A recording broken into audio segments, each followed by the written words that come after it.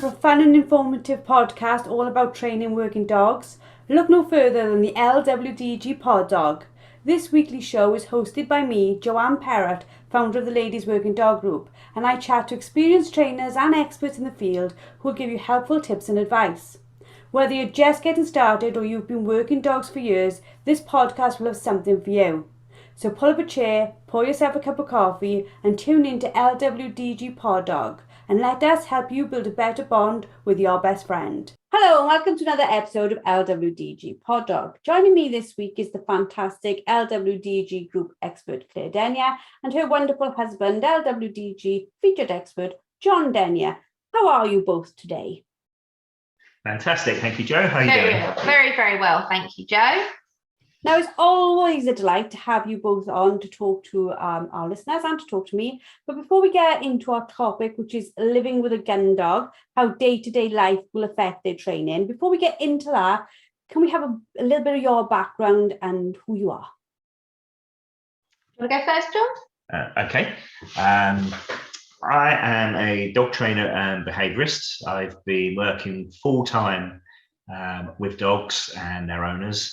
And the primary thing that I look for is to try and build relationships between the dog and the owner, and a little bit of understanding of how to communicate between the two of them.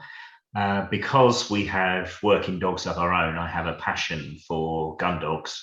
So a lot of our work tends to be with working gun dogs. Started off with our own dogs just as a hobby, sorting out their problems and looking at different behaviours there.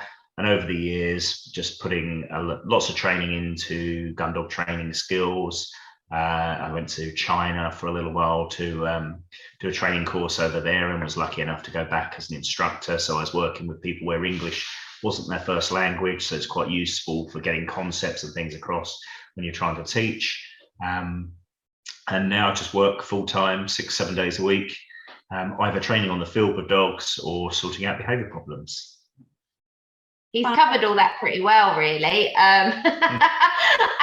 So John's been doing this full time now. I think it's about 6.5 years now, isn't it? 6.5, going into 7 years now, full time. I initially was part time while we were building the business, and I went full time probably about 4 years ago now. So I was doing about 3 days a week doing this while John was building the business, and then I came in full time about 4 years ago, I think. So I'm doing 6 days a week now as well. So we just absolutely love it. We have slightly different passions on it. I very much enjoy working with reluctant retrievers, fixing retrieving problems, and training gun dogs from a behavioural perspective, as well as just teaching them a skill set. So I quite enjoy the challenge of a dog that maybe isn't the most natural gun dog, and working to change their behaviour patterns to teach them a new skill set. So I've never been to China. I didn't go. That was John's thing. So I'm a bit more of a home bod. So we have slightly different passions, which works well because we have such a varied job. Some things John will go and do and some things I will do. So, yeah. So being a home bod is a wonderful thing when you have 3 lovely Labradors who live indoors with you. So you're the perfect people to talk to about our topic, which is how our day-to-day, just general life, affects our gun dog training, because it without doubt does, doesn't it? Hell yeah, it really does. I say to people all the time that there's so many things we do and don't do with our dogs in the home that can impact training, and things like, well, we're going to cover so many varied things. Do you want to start, John, talking about little puppy things, and I'll add in there? So if you think about what we do when we're training gun dogs, we're training a set of technical skills, really. And it's where there's that conflict in the things that we do at home with those skills, where the dog's going to pick up mixed messages. So it's not so much that particular things in the house is training for the field, but it's where the two will overlap and conflict sometimes. So playing with a puppy, quite often the puppies will want to really play tug. And although we're going to play tug with them and get them to interact with us, we don't want them that to become their norm with a working dog. If they're going to retrieve for us, we want them to be nice and soft mouthed. So we have to bear that kind of thing in the mind when we're doing those games with the dogs when they're very young. Yeah, and things like a lot of people that I see with retrieving problems. So let's just say I have somebody come to me, the dog's between 6 months and a year old, and maybe there's some retrieving issues. So we're talking about things like the puppy runs over, maybe blinks the dummy or picks it up and then plays keep away with it, does a bit of showboating, tries to hide it. I've even had a spaniel run off and try and dig a hole to bury the dummy right in front of my eyes. And a lot of the time when we start digging deep about things that are happening in the home, the puppy may have been scolded for picking things up it shouldn't have around the home, or the owners chased them around the living room trying to get their brand new designer shoe back or stop them running off with their underwear and things like that. So a lot of the time, especially with gun dogs that live in the home, some of the retrieving problems that I see have been inadvertently created or made worse by interactions within the home regarding the puppy picking things up and carrying them around.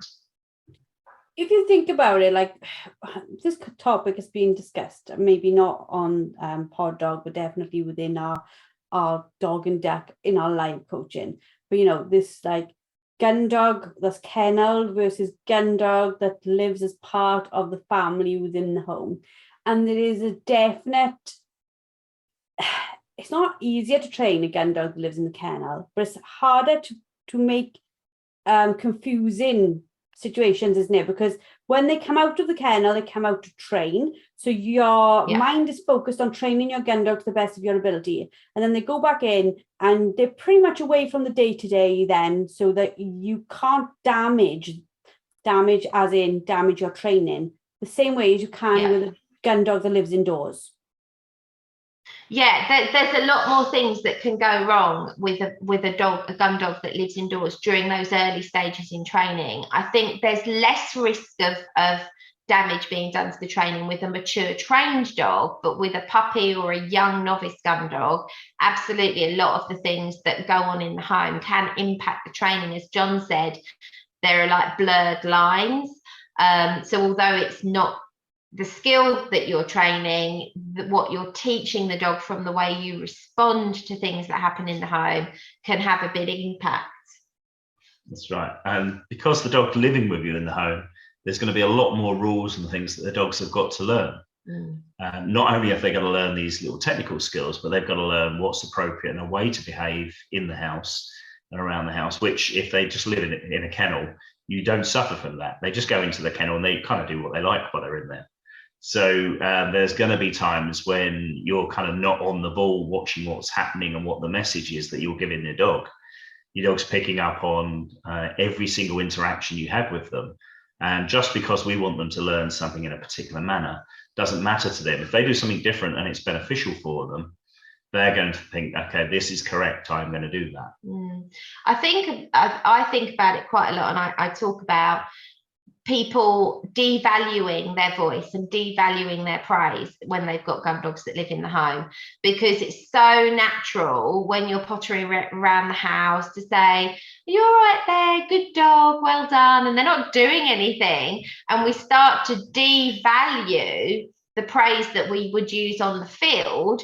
The dog's like, well, you praise me anyway when I'm doing nothing, so I haven't got to work hard for it because I can just lay here or just move my right leg and you say good boy. And genuinely people do that. You know, you go around the house to see them and they're praising the dog. All it's done is stretch out on the bed and they're going, good girl.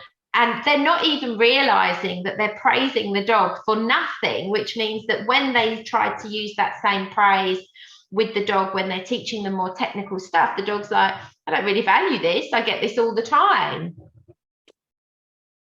The listeners can't hear me because I keep on mute when you were talking, but I am laughing my backside off here because I am probably that person, because I literally just constantly chatting to them. I'm like, good dog, you goodbye. Oh, like sometimes you want to go look at me a good way, like, oh, I say goodbye. So probably like sometimes when I'm doing these podcasts, I think, oh my God, I am one of those nincompoop people who doesn't listen to anything.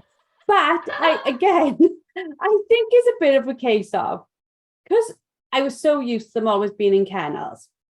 Say now I walk past the kennels twice in a day and the dogs will be there and I'll be like, I might call their name or have some brief like conversation with them, not conversation, they weren't talking to me, but I would say something. And that would be it. But when they're in the house, you see them constantly. So you constantly have that, like, I've almost got the habit of saying something every time I pass the dog. So now the dog's like, she just talks to me all the time, doesn't really matter what I'm doing. It is, again, almost a bit like somebody sent me this on an email saying, we sabotage our training, or the family sabotages my dog training, which could be a whole in itself. But it's like, we don't even realize we're sabotaging our hard work by just these little, like, unnoticeable behaviors. Yeah, a real common one for that when we have a dog on the field is we ask them to call their dog to them, and they use just the dog's name. Now, the dog lives in a household with 5 kids, 2 adults, and every 2 minutes that dog hears its name. Now, if his name actually meant get from A to B and arrive here, you'd expect the dog to be knackered. It'd be running around all over the place because it hears that all day long. But that word doesn't actually mean get from here to here. If we're lucky, it still means I want your attention. So that's one of the ways that they can suffer. The other that we often see, and again, recall is quite a big thing for it, is the dog gets very, very blasé to the voice. It becomes white noise. And they'll ask if using a whistle is going to help. And I always think that using a whistle can help in some instances in busy households like that. When the dog's kind of puts their nose down or they're busy and they hear you say something, they've got to work out that you're actually, this time, you're talking to them, you're giving them a command, and work out what the command is. Now, if you use a whistle, that is always going to be you talking to them very directly. So use the kind of comparison that you could be sat watching television and your partner comes in and they start talking to you and you're halfway through a conversation and you kind of, what's that? And you've only just realized they're talking. But if the smoke alarm goes off, all of a sudden that cuts through everything else. And it's because that voice has just become white noise a lot of the time. It's always there. It's just carrying on in the background. It doesn't mean a lot in that instance. And quite often when we're looking to train the dogs, we want each command to have a very specific message to the dog. And that's the only time they're ever going to hear it. And I think because of the way that we speak, it just becomes a big blur. It's one long tune to the dog. That's quite interesting, because thinking about that, a lot of people think that whistles are a miracle cure for a recall that's gone wrong. But it's not that the whistle is a miracle cure. It's just that the sound is unique or different to your voice that they hear all the time in the field. They could easily then go and damage the recall on the whistle by allowing the dog to ignore the recall on the whistle. But it definitely is a more unique sound for a gun dog that lives in the home than listening to your voice. I also think opening a fridge door is an amazing recall for a dog that lives in the house. Oh, amazing. But then again, that just shows if your reward is like constant, every time you do something, they will comply to it. So we've talked a bit about like puppies and our behavior around them, but we've touched upon it, but we need to talk about it a little bit more. The dog is not just having to deal with your behavior, its handler's behavior around it.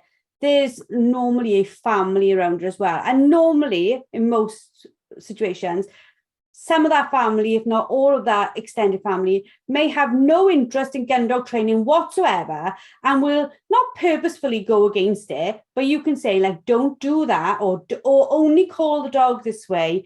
And then you just see them completely smashing through every single rule you've ever made. I mean, personally, the advice I would give on that, and John might have extra or different advice, but the advice I would give on that is, if you've got children in the house, don't let the children use the dog's training dummies or training items for play toys at playtime with the dog have separate things that are not the same that the children can use, because dogs can differentiate between different things. But if the children are using dummies to play tuggy, this isn't going to bode well for helping you create a nice retrieve with a nice delivery to hand. So that's one of the tips that I will give. And I'll also say, don't yet let the children or your other half even use the whistle. The whistle is unique to you. Let them have verbal commands, and you can be really clever and get them to use different verbal commands as well to what you use with the dog when you're training. Would you add to that, John? Well, if they're using different verbal commands, quite often they confuse the dog by using the same commands that you're using in a different context. For different things. So you have a dog up on the sofa and you want them to get off. So we'll go in and we'll tell them to go to their bed. Yeah. So they get off the sofa and they go to their bed. But somebody else may come and go down. The dog is laying down. The dog is laying down. They know that down means lay on the floor or drop their legs and lay on their belly. So you can get confusion that way. I think when the commands themselves are different, it can take a little bit longer for the dogs to start to understand the second command, because first person has taught it quite clearly. This is what it means. And the dog starts to get an idea. Then the dog has to learn, if you like, a second language. It's learning another word for the same thing. So I think although it can take them a little bit longer to do it, they are perfectly capable, but their vocabulary's got to be twice the size. It can be like horrifically frustrating though. Like, for example, I love my husband to death. He knows this, even if he was listening to it. But like, he'll throw a dummy and let them run in. And I'm like, don't do that. And he's like, oh. And I sometimes think he does it sometimes in the nicest possible way, just to wind me up. But then you literally, it must be difficult for dogs. It's like, well, he lets me do that and you let me do that, and the kids just let me do anything I want. So which one of you am I actually listening to? I think that's where having different items, like I would give your husband a toy. No, don't let him take the dummies. That's what I'd do. Because things like that. But dogs can learn to behave a certain way with one person in the family, and that they can maybe get away with other stuff with another person in the family. They're clever enough to figure that out. But as John said, it's almost like they've got to learn 2 languages, or start to go, right, this person I behave like this with, this person I behave like this with, this person allows me to do this person doesn't allow me to do that. They can figure that out. It just means, but I think this is why people say that it's harder to train a gun dog that lives in the home to a very high standard than it is to train a kennelled gun dog to a high standard. I think that's why, because the dog has got so much more to learn and so much more conflicting information to take on board and decipher. Yeah, they're certainly capable of doing it. A lot of the time the dog's making its justifications based on what the consequences of doing something or not doing something is. And that's usually the difference between owners or different people in the family as to why one person can recall their dog okay, and the other person can use exactly the same command and the dog doesn't come back. It's because the dog's learned what the consequences are from one person doing it. Now, that didn't happen overnight. That took a little bit of trial and error between the two people. So last week it was okay for me to do this, but this week it's not. And then the dog gradually, process of elimination, says, oh, it's okay. So for you, I have to do this, or this is what this means. This is what I get out of it. But for you, actually, I can bend the rules a little bit and I can do this and I can get this for myself out of it. That's different if you think about it than like us as humans though. So like growing up, my mum was the enforcer. She definitely was, without a doubt. But I would literally play monkeys with my mum and go and say to my dad, oh, Mommy's being mean to me. And he'd be like, why are you being mean to her? And she'd be like, she is being evil. And I'd be like, I knew what way I had to act with Dad to get what I want. I knew what I needed to do with Mum. You know, even to the point as an adult, I used to phone my father and say, Dad, and he would say, how much. There must have been a dad, literally the word dad, I'd say, in a certain way that meant, I want you to give me money for something, bless him. But you think if people can work out nuances that slight, like dad to dad, then our dogs have got no problem at all working out what each individual wants, have they? You'll watch them around the dinner table. If the dog gets up and they come to the dinner table and one person feeds them from the table, you can guarantee that when that person's at the table, the dog's got a mixed message, and they'll avoid whoever's busy telling them they've got to go and lay on their bed, and they'll gradually creep their way round to that person that's going to benefit them. They learn that very quickly. Their level of intelligence, you know, as a pup, it must be hard because they don't know enough about what their job's going to be, what the rules are going to be, what each person's behavior is going to be. So for a pup, we have to be really clear as a family, don't we? And if we do that as an adult, I'm not saying we can just throw that all to the wind, but there's a little bit more wiggle room with an adult than there is with a pup. Always. I think a good example of that, I always say to people, and you know, with a puppy, I want to make things as easy as possible for the puppy to get it right and to learn something as quickly as possible. So I always say to clients with dogs that are struggling to learn a sit stay, for example, for an adult trained dog, they have the self-control and the maturity that when you say sit means sit until further notice. Either another command is given or a release command is given. For a puppy that's really struggling, I will often advise that they use stay, and what they're teaching the dog is in the position of a stay, you will always reward them in the stay. You're never going to call them out of it and reward them, because then you're rewarding a recall. So I will break it down for a puppy that's struggling, where a stay means stay where you are, I will return to you and I will reward you in that position. Whereas wait, I will call the puppy out and then reward them, which means technically that puppy's been rewarding moving and coming to you, not for staying in one position. But once that puppy has learned that and they then mature and develop self-control and more understanding of what we want, sit will just mean sit until further notice. But some puppies really struggle with that. If sometimes we call them out of it and sometimes we go back to them. So I do like to split that for a puppy that's struggling, because then they're like, oh, okay, I get this one. This one means I just stay here and you come back and reward me. And this one means I come out of it and you reward me. So we can simplify things, but this is where, as we always talk about on the dogs and ducks, on the society, working with the dog in front of you, the same applies to this sort of thing. If a dog is struggling, change something to help them learn it and get it right.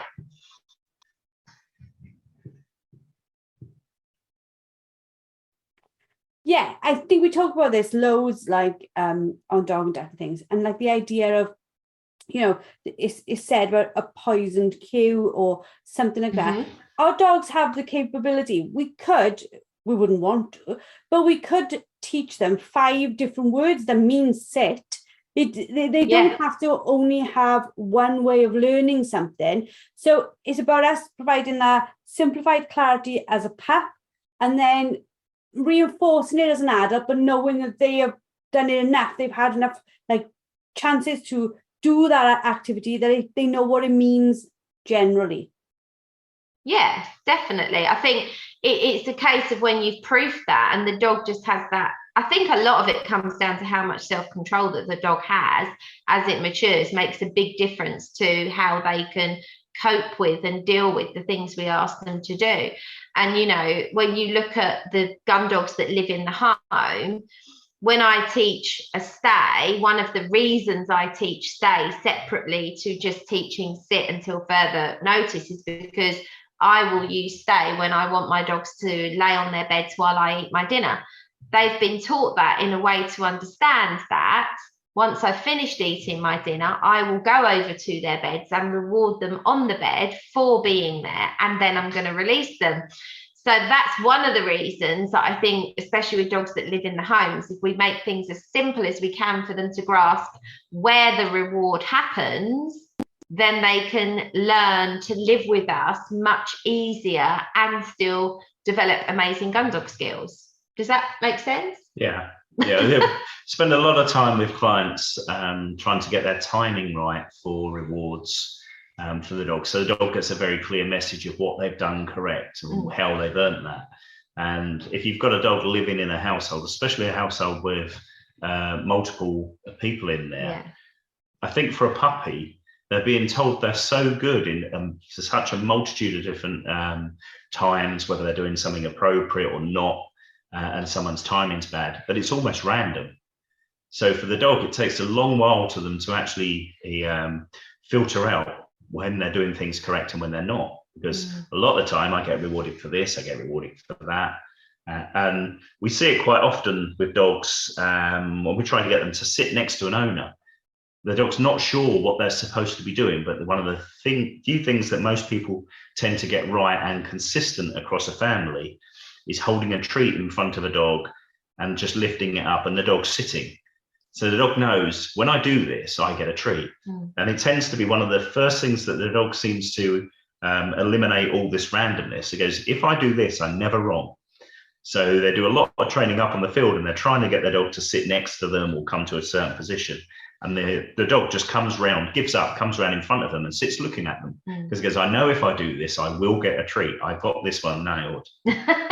But everything else seems random because the timing's been wrong, or one person's rewarded me for this, one's rewarded me for that. And then we unwittingly go, good dog. I also think, like, as we're talking about it now, I love podcasts and I love conversations because I think it makes you think about other stuff. But if you think about it, we are very similar, like with all children, you know, whether they are ours or somebody else's. When they're babies, we literally have a conversation when the baby is doing nothing at all. When we're like, oh, good baby, you know, oh, you're a good girl. And it's like, it's that conversation. It's very much blah, blah, blah, blah, blah at the baby's face. Because we're teaching a small person, hopefully over time, to speak. But then we're very much the same with our puppies. I don't say to Meg, you know, if I say to Meg, oh, you're a good girl now, as a 13-year-old girl, she says, man, what are you doing? It's that crap. But I think with dogs, we sort of keep it going because they never, they can't tell us why are we talking crap to them, but also they never go to that like being our baby type of thing. Do you know what I mean? Not let's go into fur baby land now, but we always we dote on them and we're like, oh, you're a good dog. And because they're little tail wags and we know they love that voice, we just do it all the more. You know, they've almost got us working like a little slot machine. They keep on wagging their tail. We keep on feeding them nice voices. Yeah. Hopefully it's not that eventually we're hoping they're going to sit there and go, Mum, Dad.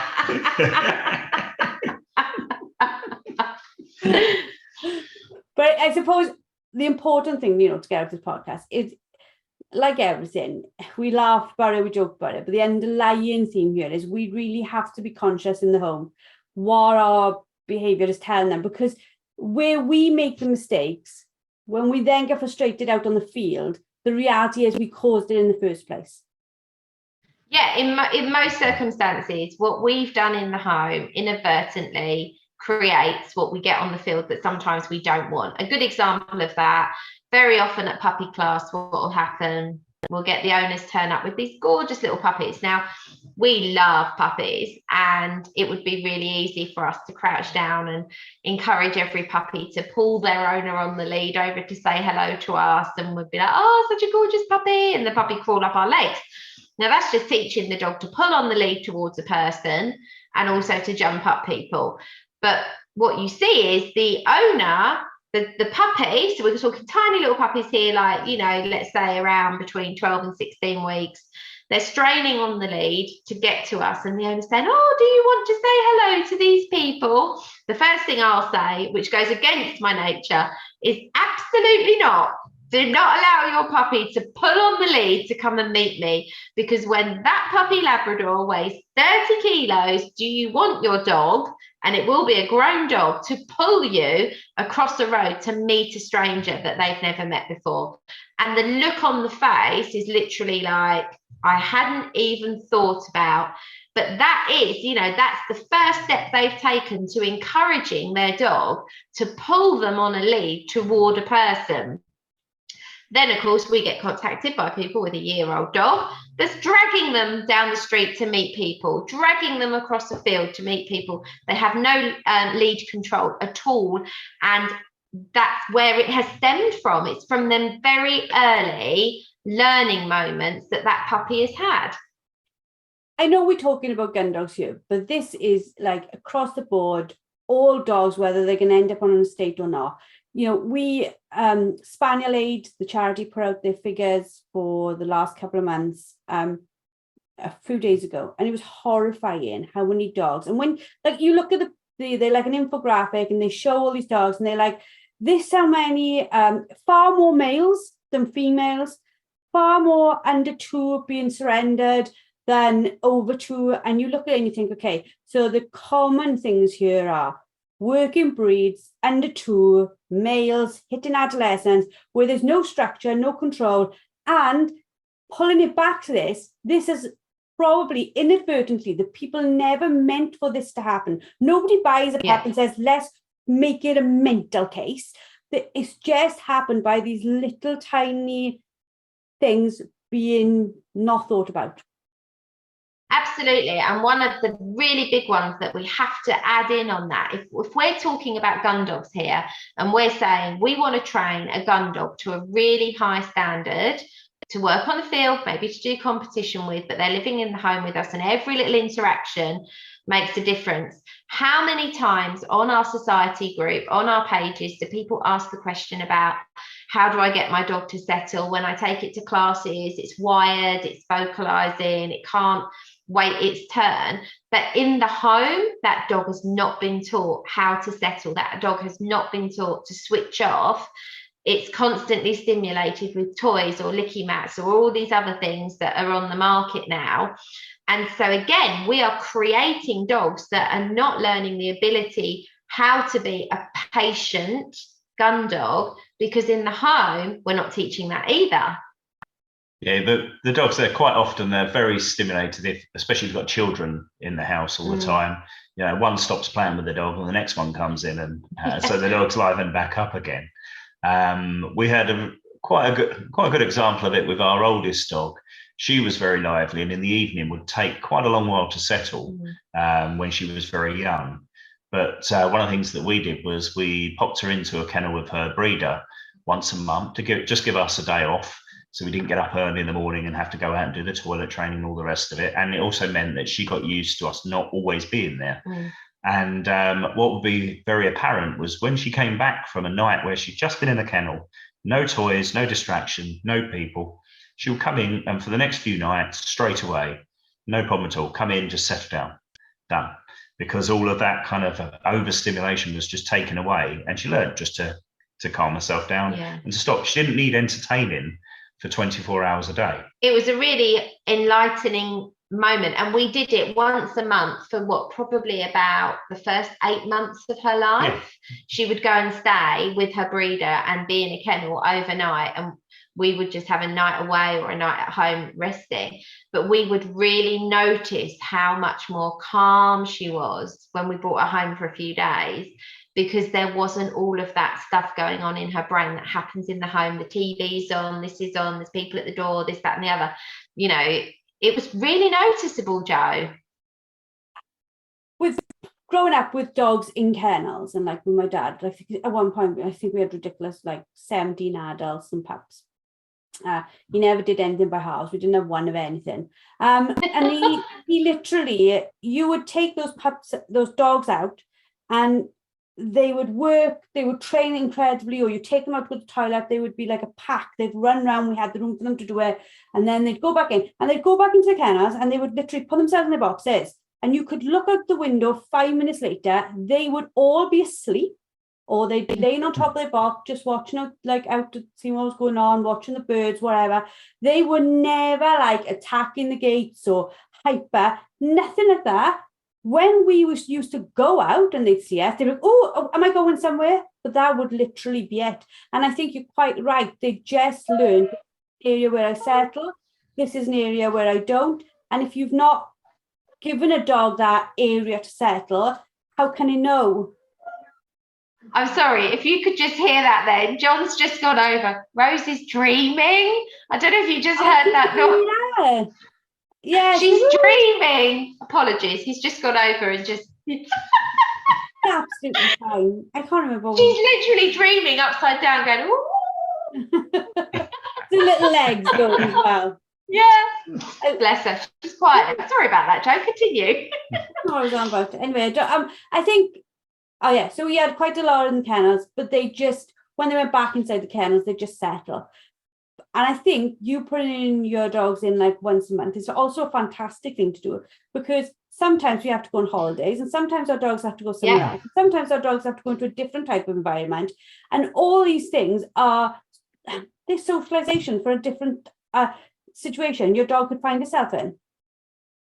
It's teaching the dogs to cope with life, and we talk about this a lot. We can't wrap them in cotton wool and pretend real life doesn't happen. It does.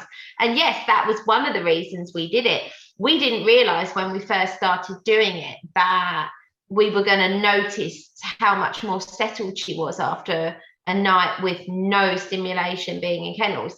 The reason we did it primarily to start with was because it's tiring having a puppy, and we wanted to also make sure that when we went on holiday, she would be happy to go back into kennels at our breeders while we were away. We didn't have to want to worry about, you know, her being frustrated, upset by that kind of environment. So we had really good reasons to do that training, but it actually showed us a lot of other stuff that we were like, wow, this really shows the difference here. I think it's always important to teach a dog to be able to cope somewhere else, if it's with your parents, with your brother, with your sister, with your friend. Yes, like you said, as much as we leave them, just for them to know that you're always going to come back. It's not a permanent change to their life. And having a dog that copes with life in general much better makes them much more grounded, settled dogs. You know, if we can really create dogs that can cope with life, then training becomes easier as well, because you're not dealing with so many behavioural problems.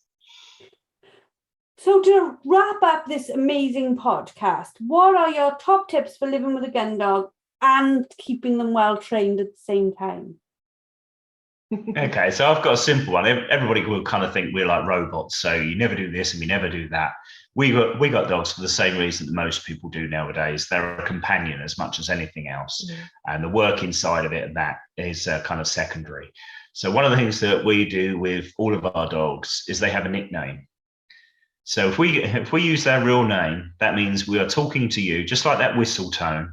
We're talking to you, and I'm going to give you an instruction. So sit up and take notice.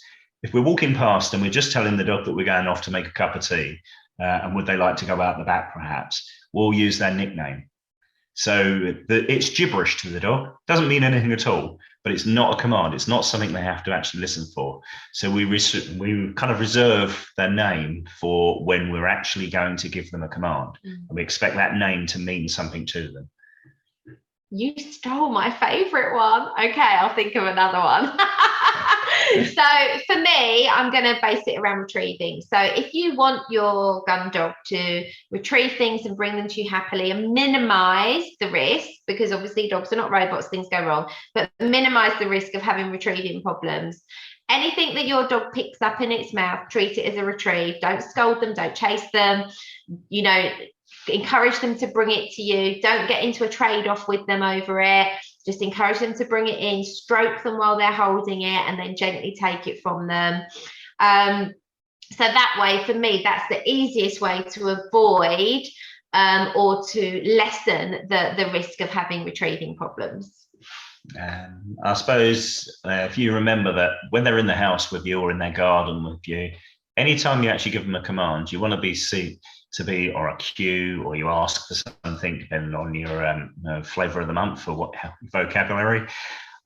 What we want to remember is that that's the same as if they're out. So if you was out in a field somewhere and your dog's running around and you call them, you expect them to come back, not go out and get into mischief. If they're in the garden and you call them, don't just let them get away with not doing it just because they're in the garden and it's completely safe. You know, they're 20 foot away from you.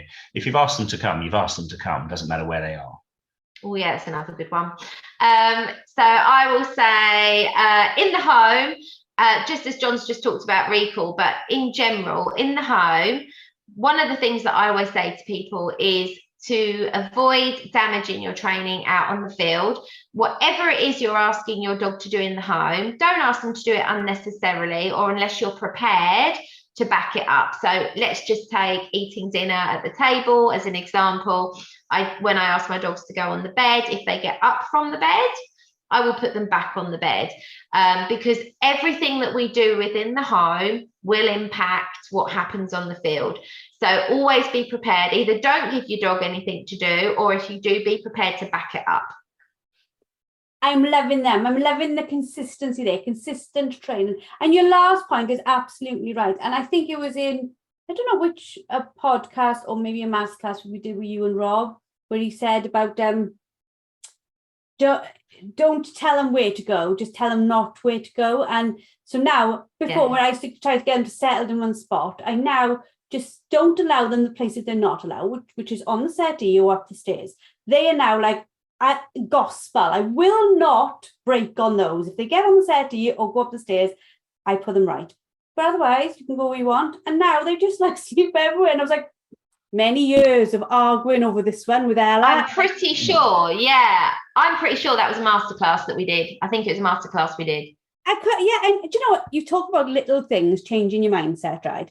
I had been so focused on getting her to settle in one place, which was obviously, because I'm sure, bless her, I'm sure people listening, traditional Gundog trainers would be like, sort that effing spaniel out, right? But I'm sure if she could talk, she would be like the rebellious teenager. She'd be like, nah, not a chance. You ain't doing that to me. She just didn't want to go in this one place. Everybody else is fine in the one place. She didn't want to go there. But now I've taken that argument, that fight out. And now she just lays literally below the bench on the floor. And I'm just like, fine, you're happy. There's no argument here. I'm not trying to get you back up on the bench. You're just doing the one thing I wanted, which was for you to settle. There is no argument here. So I think you're absolutely right on that last one. It's like about being really clear about what arguments am I prepared to have here and what arguments or reinforcements am I not. If I'm not going to get up off the settee and put it right, I'm not going to start in the beginning. No, exactly. Genius. Awesome. Oh, so much fun having all you trainers at hand to put my little dog on. Thank you, as always, for your wonderful help. If people want to get hold of you, where can they find you, Claire? So website www.familydogservices.co.uk. Obviously myself, you can find me on the Ladies Working Dog Group 24/7, more or less. Email for me is claire@familydogservices.co.uk. John? If you want me, you can get me at john@familydogservices.co.uk or in the Checkers pub. Well, thank you for your wonderful wisdom. Again, as always, thank you to our listeners for listening in. I hope you've enjoyed. Please let us know your comments. There is a free members section for all ladies in our website. If you want to come on there for your posts on the forums, chats in the forums, we are there for you. To find that, you can go to www.ladiesworkingdoggroup.com/join. You can join us as a free guest member and take part in all our conversations. Thank you again for being part of this, and we hope to see you all next week. Thank you for listening to LWDG Pod Dog with me, Jo Parrott. Now, we all know training a dog takes time, energy and patience, but our lives can be really, really busy. Don't worry, the LWDG has got you covered. Join us for our free planning workshop where we'll show you how to use short 10-minute training sessions each day to fast forward your dog's education. Our experts have years of experience in training dogs and will help you get started on the right foot. Register now and start making progress with your furry friend today. go to our Facebook page, the Ladies Working Dog Group, and click on the pinned post, or visit www.thelwdg.com.